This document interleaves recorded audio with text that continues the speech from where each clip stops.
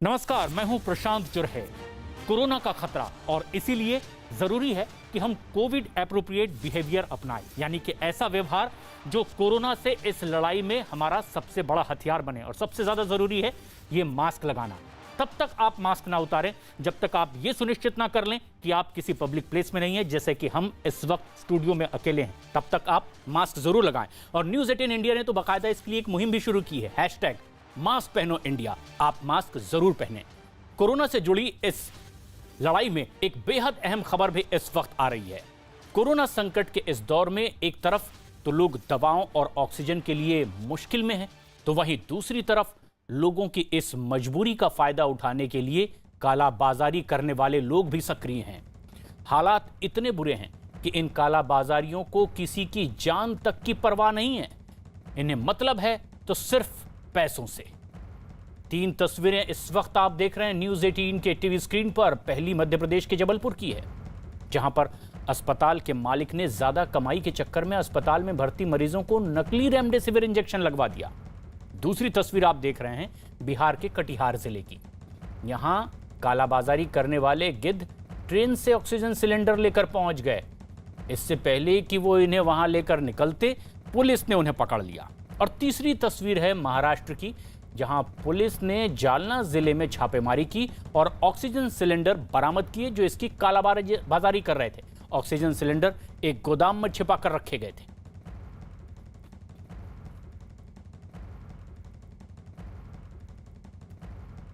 और ऐसे में ये तस्वीरें बार बार ये दिखा रही है कि जहां लोग अपनी जान आफत में डालकर भी लोगों की सेवा कर रहे हैं, तो कुछ कालाबाजारी से भी बाज नहीं आ रहे हैं। मध्य प्रदेश के जबलपुर में पुलिस ने नकली रेमडेसिविर इंजेक्शन की कालाबाजारी करने वाले कारोबारियों पर बड़ी कार्रवाई की है। पुलिस ने छापेमारी के दौरान शहर के एक मशहूर अस्पताल संचालक सरबजीत सिंह मोखा के खिलाफ केस दर्ज कर लिया है, जबकि अस्पताल के मैनेजर देवेश चौरसिया को गिरफ्तार कर लिया गया है। आरोप है कि कारोबारी और अस्पताल के संचालक सरबजीत सिंह मोखा ने 500 नकली इंजेक्शन इंदौर से मंगवाए, जिन्हें अस्पताल में भर्ती मरीजों को लगवाकर उनकी जान के साथ खिलवाड़ किया गया। 2 दिन पहले ही जब गुजरात के सूरत में नकली रेमडेसिविर इंजेक्शन की रैकेट का पर्दाफाश हुआ, तो सूरत में गिरफ्तार एक आरोपी सपन जैन से पूछताछ के बाद मध्य प्रदेश में भी छापेमारी हुई और पुलिस ने जबलपुर में छापेमारी की। और सबसे बड़ा सवाल इन कार्रवाइयों के बाद ये कि आखिर नकली रेमडेसिविर के इस काले कारोबार का मास्टरमाइंड कौन है और पुलिस आखिर कब उस तक पहुंचेगी। पुलिस ने जांच शुरू की तो ये पाया गया कि सिटी हॉस्पिटल के संचालक श्री सरबजीत सिंह जी मोखा ने और अपने जो मैनेजर हैं देवेश चौरसिया और सपन जैन के द्वारा इंदौर से वही नकली रेमडेसिविर इंजेक्शन मंगवाए हैं। लगभग 500 इंजेक्शन उनके द्वारा मंगवाए गए थे और यह इंजेक्शन कुछ मरीजों को भी लगाए गए हैं। इस प्रकार इन्होंने यह अपमिश्रित इंजेक्शन रेमडेसिविर इंजेक्शन लगाए गए हैं। मरीजों के साथ एक छल कपट किया है और इससे कुछ मरीजों की जान को संकट भी उत्पन्न हुआ। और ये सीधे सीधे मरीजों की जान के साथ खिलवाड़ है। ऐसे में कुछ लोगों की गिरफ्तारी हो रही है, सख्त कार्रवाई की बात भी कही जा रही है। और ये एक ऐसा मौका है जब लोग एक दूसरे की मदद कर रहे हैं, क्योंकि इस आफतकाल में एक दूसरे की मदद ही सबसे बड़ा सहारा है। तो कुछ लोग कालाबाजारी से बाज नहीं आ रहे हैं और इसीलिए जबलपुर में कार्रवाई हुई पुलिस की और ऐसे शख्स के खिलाफ कार्रवाई हुई जहां अपने अस्पताल में भर्ती लोगों को नकली रेमडेसिविर इंजेक्शन लगवाया जा रहा था। कार्रवाई तो दरअसल गुजरात में हुई थी, सूरत में, जहां नकली रेमडेसिविर का पर्दाफाश किया गया था उस काले कारोबार को चलाने वालों पर कार्रवाई करते हुए। लेकिन इसके बाद जानकारी के बाद जबलपुर में भी कार्रवाई हुई। किस तरह की कार्रवाई, हमारे सहयोगी जबलपुर से प्रतीक अवस्थी बताने के लिए हमसे सीधे जुड़ रहे हैं। प्रतीक, अब जो ताजा कार्रवाई हुई है उसके तहत क्या क्या बातें ठोस सामने निकल कर आई है? देखिए, जैसे ही मध्य प्रदेश का गुजरात से कनेक्शन नकली रेमडेसिविर मामले सामने आया था, तो तत्काल पुलिस ने यहां पर ताबड़तोड़ छापेमार कार्रवाई भी की थी। इस बीच गुजरात पुलिस ने जिस सपन जैन नाम के शख्स को गिरफ्तार किया था, उसने ये कबूला है कि सिटी अस्पताल के संचालक सरबजीत सिंह मोखा का उन्होंने 500 इंजेक्शंस जो हैं नकली जो कि थे रेमडेसिविर के, वो कहीं ना कहीं दिए थे और ये सभी इंजेक्शंस जो कि नकली बताए जा रहे हैं वो उनके अस्पताल में भर्ती मरीजों को लगाए गए थे। देर रात ओमती थाना पुलिस ने इस मामले पे 3 लोगों पर एफआईआर दर्ज की है और फिलहाल एक गिरफ्तारी इसमें हो चुकी है, जबकि सपन जैन पहले से ही गुजरात पुलिस की हिरासत में है। पुलिस सरगर्मी से अस्पताल संचालक सरबजीत सिंह मोखा की तलाश में यहां जुट गई है। बेशक मध्य प्रदेश का अब तक का स्वास्थ्य से खिलवाड़ वाला ये सबसे बड़ा मामला सामने आया है। प्रशांत, आपको बता दूं, जहां नकली रेमडेसिविर इंजेक्शंस जो है मरीजों को लगा दिए गए और उनकी जान से यहां पर खिलवाड़ किया गया है। आखिर इसके तार और कितने लंबे हैं, क्या अन्य जिलों में भी इसकी सप्लाई की गई? क्योंकि जिन 500 इंजेक्शंस की बात की जा रही है, नकली रेमडेसिविर इंजेक्शन, वो इंदौर के रास्ते जबलपुर पहुंचे थे, तो क्या आसपास के अंचलों और जिलों में भी इस नकली रेमडेसिविर को सप्लाई किया गया? अहम बात है प्रतीक, आप जो कह रहे हैं कि आखिर मास्टरमाइंड कौन है, क्योंकि इन तक पहुंचना भी बहुत जरूरी है। और एक बेहद अहम खबर इस वक्त आ रही है महाराष्ट्र से। महाराष्ट्र के जालना जिले में एफडीए और पुलिस की कार्रवाई में ऑक्सीजन सिलेंडर के अवैध गोदाम का पता चला है। इस छापेमारी में गोदाम से बड़े छोटे मिलाकर कई सिलेंडर बरामद किए गए। पुलिस को जालना के गरीब शाह बाजार में इस गोदाम के होने की जानकारी मिली और इसके बाद एफडीए की टीम ने छापेमारी की पुलिस के साथ और बड़ी तादाद में सिलेंडर यहां से बरामद कर लिए गए हैं और अब उन लोगों की भी तलाश तेज कर दी गई है जो इस पूरी कालाबाजारी में शामिल थे।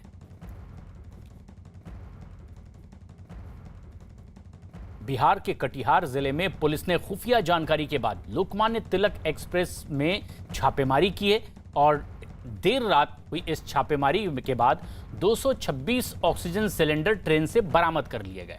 बताया गया कि ये सभी सिलेंडर रेलवे स्टेशन से गाड़ियों में भरकर सप्लाई किए जाने थे, लेकिन उससे पहले ही पुलिस वहां पहुंच गई और सभी सिलेंडर जब्त कर लिए गए हैं और अब उन लोगों पर सख्त कार्रवाई की जा रही है। कोरोना काल के दौरान आपदा को अवसर में बदलते कई व्यवसायियों की कालाबाजारी आपने देखी होगी। ये कटिहार जंक्शन है और कटिहार जंक्शन से के इसी लोकमान्य तिलक ट्रेन से अभी लगभग 250 के संख्या में इस तरह का ऑक्सीजन सिलेंडर उतारा गया है। आपको दिखा सकते हैं, ये सूचना के बाद पुलिस प्रशासन और जो जिला प्रशासन की टीम बड़ी संख्या में यहाँ पहुँचे हैं और आपको दिखाते हैं इस तरह के सिलेंडर को लोड कर लिया गया था और गाड़ियों में, लेकिन ये सिलेंडर किनका है और कहाँ तक पहुँचाना था इसका कुछ तक साफ क्लियर नहीं हुआ है। हालांकि तमाम जो बिंदु है एक एक सिलेंडर को दिखाते हैं।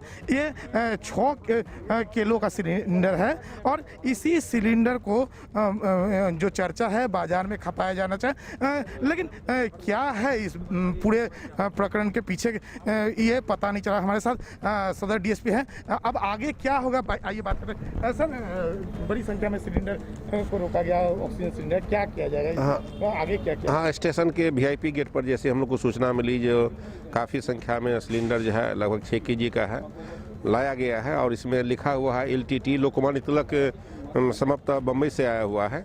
इस संबंध में हम लोग जांच कर रहे हैं और लगता है कि गलत तरीके से ही लाया गया है। दिल्ली के पास ही उत्तर प्रदेश के नोएडा में वैक्सीन लगवाने के लिए सैकड़ों लोगों की भीड़ अस्पताल के बाहर पहुंच गई। नोएडा में आज से ही 18 साल से ज्यादा उम्र के लोगों के लिए वैक्सीनेशन शुरू किया गया है और पहले ही दिन सैकड़ों की तादाद में लोग अस्पतालों के बाहर जुट गए। जिला अस्पताल के बाहर भीड़ बेकाबू होते ही अस्पताल प्रशासन को आखिरकार पुलिस फोर्स बुलानी पड़ी और इसके बाद पुलिस वालों ने लोगों को एक दूसरे से दूरी पर खड़ा होने की हिदायत दी। जिला अस्पताल में 18 साल से ज्यादा उम्र के 400 लोगों को टीका लगाया जाना है, लेकिन ज्यादा रजिस्ट्रेशन होने की वजह से वहां भीड़ ज्यादा जुट गई और एक के बाद एक लोग वहां भीड़ जुटते हुए दिखाई दिए। पुलिस को भी मौके पर पहुंचना पड़ा। लाउडस्पीकर के जरिए लोगों को नियम बताए गए कि वो दूरी बनाकर रखें। साथ ही साथ नोएडा के भंगेल में भी कुछ ऐसा ही, इतने लोग वैक्सीन लगवाने के लिए यहां पहुंच गए। लोगों को यहां संभालना मुश्किल हो गया था।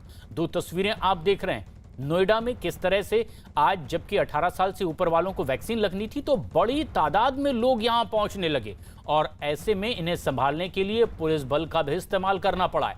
दरअसल उत्तर प्रदेश में आज कुछ जिले और जोड़ दिए गए हैं जहां वैक्सीनेशन अभियान तेज किया जा रहा है। 18 साल से ऊपर के लोगों को वैक्सीन लगाया जा रहा है और नोएडा यानी कि गौतम बुद्ध नगर जिला भी इसी में शामिल है। नोएडा में इस वक्त हम मौजूद हैं। भंगेल का कम्युनिटी सेंटर है जहां पर 18+ लोगों को आज से वैक्सीन लगनी शुरू हो गई है पूरे नोएडा की बात करें तो 16 सेंटर बनाए गए हैं और रोज हर सेंटर पर करीबन 175 लोगों को वैक्सीन लगनी है। इस वक्त अगर आप यहाँ पर देखें तो इस लोगों को जो वैक्सीन लगने की जो प्रक्रिया है वो शुरू हो गई है। एक एक करके जिसका रजिस्ट्रेशन की जांच की जा चुकी है उनको वैक्सीन की डोज लगाई जा रही है। ये आप तस्वीरों में देख सकते हैं किस तरीके से जो मेडिकल टीम है वो यहाँ पर डोजेस के साथ मौजूद है और अब एक एक कर हर किसी को इसी तरीके से वैक्सीन जो है वो लगाई जा रही है। तो इसी तरह से एक एक कर सभी का रजिस्ट्रेशन पहले चेक किया जा रहा है, फिर वो यहाँ तक पहुँचता है, उसके बाद वैक्सीन लगाई जाती है। वैक्सीन इस वक्त आप देख रहे हैं तस्वीरों में कि किस तरीके से देखिए वैक्सीन की पहली डोज जो 18+ वाले लोग हैं जिन्होंने रजिस्ट्रेशन करवाया था उनको दी जा रही है। हालांकि इसके बाद दूसरी डोज भी लेनी होगी, लेकिन इस तरीके से जो आज से नोएडा की बात करें, यूपी के अलग अलग इलाकों की बात करें, वहाँ पर 18+ वालों को भी वैक्सीन लगनी शुरू हो गई है। कोरोना महामारी को परास्त करने के लिए देश जंग लड़ रहा है। स्वास्थ्यकर्मी लोगों की जान बचाने के लिए दिन रात मेहनत कर रहे हैं। समाजसेवी संस्थाएं इस आफत काल में जनता तक राहत पहुंचाने के काम में जुटी हुई है। सरकारें और प्रशासन महामारी के बढ़ते दायरे को रोकने में लगे हुए हैं, लेकिन कोरोना का नया रूप इतनी तेजी से फैला कि हालात संभालना थोड़ा मुश्किल हो गया। लिहाजा सीमाओं की रक्षा करने वाली भारतीय सेना ने भी मोर्चा संभाल लिया। नौसेना ने ऑपरेशन समंदर सेतु 2 के जरिए देश में ऑक्सीजन की किल्लत को दूर करने का बीड़ा उठाया है और इसी के तहत आज INS त्रिखंड ऑक्सीजन सिलेंडर लेकर कतर से मुंबई पहुंचा है। इसके अलावा INS कोच्चि और INS तबर भी सिंगापुर और कतर से मदद लेकर मुंबई पहुंच गया है। भारतीय नौसेना का ऑपरेशन समंदर सेतु 2 चल रहा है और इस ऑपरेशन के तहत भारतीय नौसेना दुनिया के अलग अलग देशों में जाकर ऑक्सीजन सिलेंडर जो है उसे बड़ी मात्रा में लोड कर हिंदुस्तान ला रही है। उनमें से एक जहाज है INS त्रिखंड। ये इंडियन वॉरशिप है और ये जहाज जो है वो तकरीबन 40 मैट्रिक टन ऑक्सीजन कतर से लेके आया है। ये जहाज 5 मई को कतर पहुंचा था और 5 मई को ये 2 ऑक्सीजन टैंकर हैं वो इसमें अपलोड किए गए थे। अपलोड करने के बाद 5 दिन बाद ये मुंबई पहुंचा है और मुंबई में बाकायदा आप देख सकते हैं कि जो 2 टैंकर है, इसमें एक टैंकर में तकरीबन 20 metric ton oxygen liquid oxygen है वो यहाँ से अब जहाज से ऑफलोड किया जा रहा है। अब इस टैंकर को बड़े ट्रक में रखा जाएगा और ट्रक में रखने के बाद जो ज़रूरतमंद जगह है जहाँ पे इस जो ऑक्सीजन सप्लाई की जगह है मेन एरिया, वहाँ पर इस टैंकर को भेजा जाएगा ताकि उस जगह से छोटे छोटे जगह पर अस्पताल और जहाँ ऑक्सीजन की सबसे ज़्यादा ज़रूरत है वहाँ पर ये ऑक्सीजन पहुँचा जा सके। आपको बताना चाहेंगे कि जब कोरोना वायरस का वेव 1 था, जब भारत ने भी कई देशों की मदद की थी इसी तरीके से मेडिकल इक्विपमेंट, ऑक्सीजन और जो दूसरी चीज़ें वो पहुँचाकर कई देशों की मदद की थी। अब जब भारत संकट में है तो दूसरे देश से अपना फर्ज निभा रहे हैं और पूरी कोशिश कर रहे हैं भारत को जो मदद मिल सके वो मदद पहुंचा रहे हैं। उसी की तर्ज पर जो फ्रेंच कंपनी है उन्होंने ऑक्सीजन सिलेंडर भेजा है और साफ तौर पर देख सकते हैं कि अब INS त्रिखंड से वॉरशिप से जो ऑक्सीजन जो कंटेनर था उसे एयरलिफ्ट करने के बाद अब वहाँ पे सीधे कंटेनर में रखा जाएगा। वो कंटेनर सड़क के रास्ते अब जो मेन पॉइंट है, जो मेन ऑक्सीजन सिलेंडर के जो एरिया है वहाँ पर ये जाएंगे और वहाँ से छोटे छोटे अस्पताल और बाकी जगह पर है वहाँ पर ये कंटेनर पहुँचाए जाएंगे। और जिस तरह से ये पूरा ऑपरेशन चल रहा है नेवी का, उसमें कई 9 जंगी जहाज इस पूरे ऑपरेशन समुद्र सेतु 2 में इन्वॉल्व हैं और यही कोशिश की जा रही है कि देश के जो दुनिया के जो तमाम देश हैं वहाँ से जो मदद मिल रही है, जो केंद्र सरकार की सपोर्ट मिल रही है, उनके सपोर्ट से जो मेडिकल इक्विपमेंट है, ऑक्सीजन कंटेनर है, लिक्विड ऑक्सीजन है, उनको भारत लाया जा सके ताकि ज़्यादा से ज़्यादा कोरोना मरीजों की जान बचाई जा सके। मुंबई से कैमरामैन सुमंगल के साथ विवेक गुप्ता, न्यूज़ 18 इंडिया। नौसेना ने ऑपरेशन समुद्र सेतु 2 चलाया है और समुद्र सेतु 2 के तहत कितने जहाज हैं और कौन कौन से जहाज इस ऑपरेशन में चल रहे हैं, क्या क्या हेल्प कर रहे हैं, पूरी जानकारी के लिए इस समय हमारे साथ INS त्रिखंड के कमांडिंग ऑफिसर हरीश बहुगुणा जी हैं, उनसे बात करते हैं। सर, आपसे जानना चाहेंगे कि INS त्रिखंड किस देश में गया था, क्या क्या हेल्प वहाँ से मिली और कितना बड़ा चैलेंज था इतनी हेल्प को भारत लेके आना? INS त्रिखंड जो है ऑपरेशन समुद्र सेतु 2 जो कि इंडियन नेवी ने लॉन्च किया है, वेरियस कंट्री से लिक्विड मेडिकल ऑक्सीजन को हमारे देश में लाने के लिए, उसके तहत गया था। हम लोगों ने कतर में हमद पोर्ट में हम लोग गए और वहाँ से हमने फ्रांस मिशन के द्वारा जो लिक्विड मेडिकल ऑक्सीजन के 2 containers 20 metric ton liquid oxygen in each container वो हमें दिया गया। उसको हम लोग वहाँ से लेकर आज सुबह मुंबई लेकर आए हैं। ये जो ऑपरेशन समुद्र सेतु भारतीय नौसेना ने जो लॉन्च किया है, ये नेशनल मिशन को आगे बढ़ाने के लिए जो हमारा एक नेशनल मिशन ऑक्सीजन एक्सप्रेस का जो चला है, जिसमें कि हम लोग भारत के ज़रूरतमंद लोगों तक ऑक्सीजन लिक्विड मेडिकल ऑक्सीजन बाहर के देशों से लेकर आ रहे हैं। विवेक गुप्ता हमारे सहयोगी इस वक्त हमसे सीधे जुड़ रहे हैं। विवेक, ये नौसेना जो जंग में अपने जहाज उतारता है, कोरोना के खिलाफ इस जंग में अब अपने 9 जंगी जहाज उतार चुका है, लेकिन क्या अब जो दुनिया भर को राहत का हाथ भारत ने बढ़ाया था, मदद का हाथ, अब उसका जवाब भी भारत को मिलने लगा है, मदद मिलने लगी है, किस तरह से? देखिए प्रशांत, आपको बताना चाहेंगे, जब कोरोना वायरस की पहली वेव आई थी तो उस समय भारत ने कई देशों को मदद पहुंचाई थी, चाहे मेडिकल इक्विपमेंट की बात करें या दूसरी चीज़ों की बात करें। अब जब भारत में जब ये कोरोना काल की दूसरी वेव है, अब दूसरे देश भी अब बाकायदा इसमें हेल्प कर रहे हैं। और बाकायदा देख सकते हैं जो मेरे पीछे 2 ऑक्सीजन कंटेनर हैं, ये अब नेवल डॉकयार्ड से अब मेन रोड पर आ चुके हैं। यानी कि अब ये जहाँ पर जाने की तैयारी है वो बिल्कुल जाने के लिए तैयार हैं। और बताया जा रहा है, जो जानकारी मिल रही है कि यहाँ से ये जो ऑक्सीजन कंटेनर है वो यहाँ से मुंबई से पुणे जाएंगे बाई रोड। आपको बताना चाहूँगा कि ये जो कंटेनर है, इसमें एक कंटेनर में तकरीबन 20 मेट्रिक टन जो है वो उसमें लिक्विड ऑक्सीजन है। इसी तरीके के 2 कंटेनर हैं। अब ये 2 कंटेनर आप साफ तौर पर देख सकते हैं, जो बड़े जो ट्रक होते हैं उसमें ये पूरी तरह से लोड हो चुके हैं। अब ये दोनों कंटेनर जो हैं वो सड़क के रास्ते पुणे पहुंचेंगे। पुणे इसलिए भी भेजा जा रहा है क्योंकि बताया जा रहा है कि पुणे में जो मामले हैं कोरोना वायरस के लगातार बड़ी तेज़ी से बढ़ते आ रहे हैं। हालांकि सिचुएशन वहाँ पे कंट्रोल दिखती हुई नज़र जरूर आ रही है, लेकिन ऑक्सीजन की सबसे ज़्यादा ज़रूरत अभी पुणे और नागपुर में है। इसलिए 2 कंटेनर जो आज आए हैं, जो मेरे पीछे देख रहे हैं, ये 2 कंटेनर कतर से 5 मई को कतर से चले थे। भारतीय नौसेना INS त्रिखंड में ये दोनों लोड हुए थे। अब 5 दिन बाद ये मुंबई में उतरे हैं। मुंबई में उतरने के बाद ये सभी कंटेनर जो हैं अब सीधे पुणे जाएंगे। आपको मैं दिखाना चाहूंगा किस तरीके से जो फ्रांस सरकार, विवेक, हमारे दर्शक इस वक्त एक दूसरी तस्वीर भी देख रहे हैं विशाखापट्टनम में, किस तरह से भारतीय नौसेना का वो जंगी जहाज अब मदद लेकर वापस हिंदुस्तान पहुंच रहा है, जिसकी एक बड़ी उम्मीद भी की जा रही थी। ऐसे में जबकि कोरोना से इस जंग में अब नौसेना भी उतरा हुआ है और समंदर के रास्ते अब दुनिया भर से भारत को यह मदद पहुंच रही है। विशाखापट्टनम से ये सीधी तस्वीरें हमारे दर्शक इस वक्त देख रहे हैं, जब मदद दुनिया भर से अब भारत को पहुंच रही है। एक एक कर ये मदद भारत को पहुंचाई जा रही है दुनिया के कई और देशों की ओर से, जिसमें कि कई देश अलग अलग तरह से ये मदद भारत को पहुंचा रहे हैं। और नौसेना का ये ऑपरेशन समंदर सेतु 2 है। इसके तहत INS ऐरावत भी मदद लेकर विशाखापट्टनम पहुंचा है, जो 8 ऐसे ही क्रायोजेनिक टैंक लेकर के पहुंच रहा है। 3000 से ज्यादा ऑक्सीजन के सिलेंडर लेकर पहुंच रहा है। INS ऐरावत के जरिए 500 से ज्यादा भरे हुए ऑक्सीजन सिलेंडर और ऐसे कई कॉन्सेंट्रेटर भी लाए जा रहे हैं, जिससे मदद मिलेगी कोरोना मरीजों। इसके अलावा INS ऐरावत में 10,000 रैपिड एंटीजन टेस्ट किट भी है, बड़ी तादाद में PPE किट भी है। और ये सारी मदद कोरोना के खिलाफ इस जंग में एक बड़ी सहायता होगी। नौसेना ने कोरोना के खिलाफ इस महायुद्ध में अपने 9 जंगी जहाजों को उतार दिया है, जो दुनिया के अलग अलग इलाकों से मदद लेकर हिंदुस्तान में भी पहुंच रहे हैं।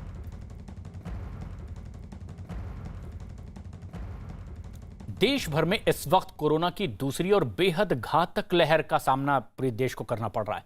बेहद चुनौती भरे इन हालात के बीच केंद्र सरकार की कोशिशों और भारतीय वैज्ञानिकों के कौशल के उम्मीद का वो दिया जला दिया है, जिसका इंतजार पूरा देश बड़ी ही शिद्दत से कर रहा था। आज हम आपको दिखाने जा रहे हैं कोरोना के खिलाफ लड़े जा रहे उस महायुद्ध की कहानी, जिसमें जीत महज कुछ कदम दूर है।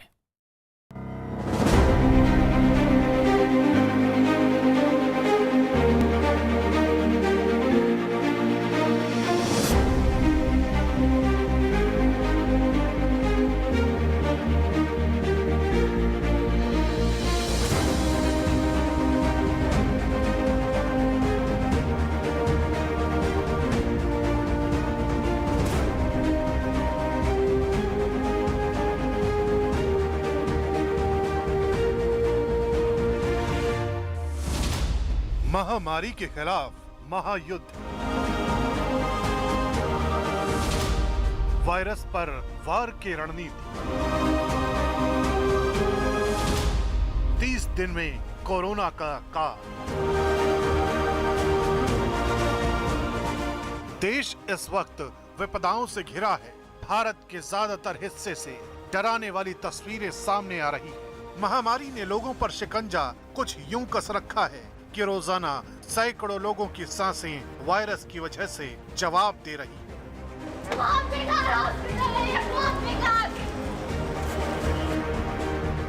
लेकिन सच तो ये है कि केंद्र सरकार से लेकर देश के वैज्ञानिकों ने अब इस वायरस को शिकस्त देने के लिए युद्ध स्तर पर मोर्चा खोल दिया है।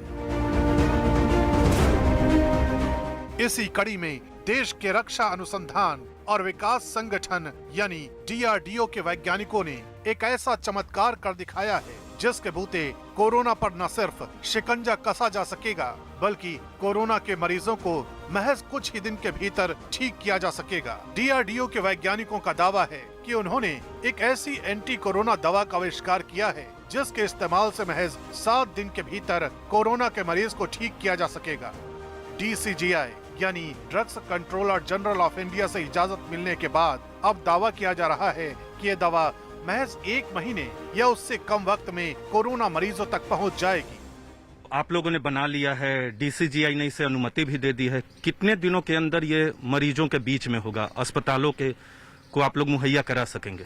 जी, हमारे industry partner doctor Reddy's lab के साथ हमारा ये काम चल रहा था और अभी मैन्युफैक्चरिंग उनका जो है वो तेज़ करने की कोशिश में है और हम भी उनके साथ तालमेल बनाए हुए हैं। तो देखते हैं कि बहुत जल्दी ही कोशिश है कि कुछ दिनों में ही ये पेशेंट को इस्तेमाल के लिए मिल जाए, क्योंकि कुछ दिनों से मतलब है कि 1 महीने के अंदर मिल सकते हैं? नहीं, उससे भी पहले। तो उम्मीद यही है कि कुछ दिनों में मिल जाएगा। DRDO ने जिस एंटी कोविड दवा को बनाने का दावा किया है उसकी कहानी कोई अभी की नहीं है। सच तो ये है कि इस पूरे अभियान को समझने के लिए हमें साल 2020 में चलना पड़ेगा, क्योंकि उसी साल मार्च के महीने में देश में कोरोना का पहला मरीज सामने आया था और अप्रैल महीने में DRDO ने कोरोना के खिलाफ कारगर दवा खोजने की तैयारी शुरू कर दी थी। दावा किया जा रहा है कि न सिर्फ इस दवा के अब तक के सभी नतीजे चौंकाने वाले रहे हैं बल्कि तीनों क्लिनिकल ट्रायल में यह दवा वैज्ञानिकों की कसौटी पर खरी उतर चुकी है। दवा से जो है वायरस का जो है ग्रोथ पूरी तरह से रुक जाता है सेल्स के अंदर। ये एक्सपेरिमेंट के बाद हमने ड्रग कंट्रोलर से इजाज़त मांगी कि हमें क्लिनिकल ट्रायल के लिए परमिशन दी जाए। तो हमें मई 2020 से फेज़ 2 ट्रायल्स का हमें परमिशन मिला और वहाँ से हमने अक्टूबर 2020 तक फेज़ 2 ट्रायल्स कंप्लीट किए, जिसमें बहुत अच्छे रिजल्ट सामने आए। और इस दवा को स्टैंडर्ड केयर के साथ देने पे स्टैंडर्ड केयर के तुलना में ये दवा ज़्यादा ऐड कर रही थी बेनिफिट को। ये दवा DRDO के institute of nuclear medicine and allied sciences और Hyderabad centre for cellular and molecular biology ने साथ मिलकर तैयार की है। इस दवा को भी 2-डिऑक्सी डी ग्लूकोज यानी 2DG नाम दिया गया है। इस दवा के इस्तेमाल के दौरान वैज्ञानिकों को इस बात का पता चला कि स्टैंडर्ड केयर मेडिसिन की तुलना में ये कहीं ज्यादा भरोसे के साथ मरीजों पर प्रभावी हो रही है। यहाँ गौर करने वाली बात ये भी है कि DRDO ने जिस नई दवा को विकसित किया है उसने कोरोना मरीजों की ऑक्सीजन पर निर्भरता को भी कम किया है। दरअसल स्टैंडर्ड केयर मेडिसिन वो दवाएं होती हैं जिन्हें मौजूदा वक्त में मरीजों को ठीक करने के लिए दिया जा रहा है। हमने जो ट्रायल किए हैं वो मॉडरेट टू सीवियर यानी कि कुछ बीच का लेकर के और सीवियर तक हमने कोशिश किया सारे पेशेंट